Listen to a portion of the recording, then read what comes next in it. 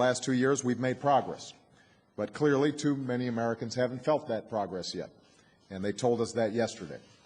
And as president, I take responsibility for that.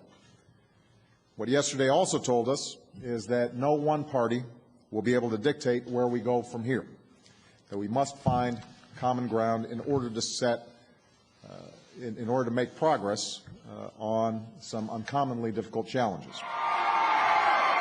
This is the man who'll be placed on the Oval Office speed dial, the leading Republican in the House, John Boehner, last night emotional. I put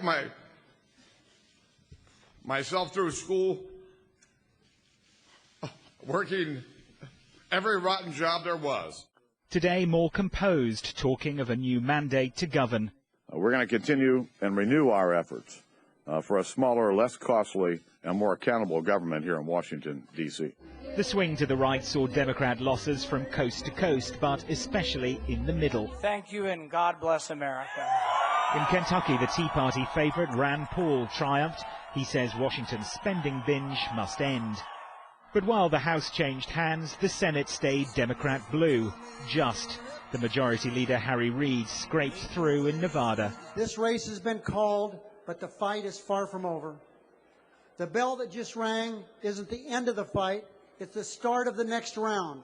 As voters waited in line, it was the economy uppermost on their minds. Unemployment stuck at around 9.5%.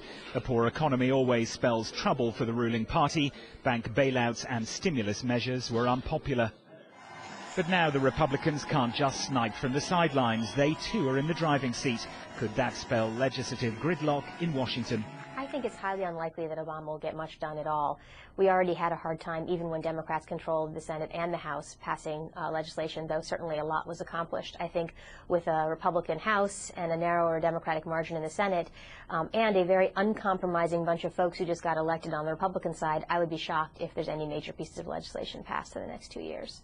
Now both sides are going to have to compromise. But for the politician who electrified the electoral landscape in 2008, an admission he has to do better. Robert Nisbet, Sky News, Washington.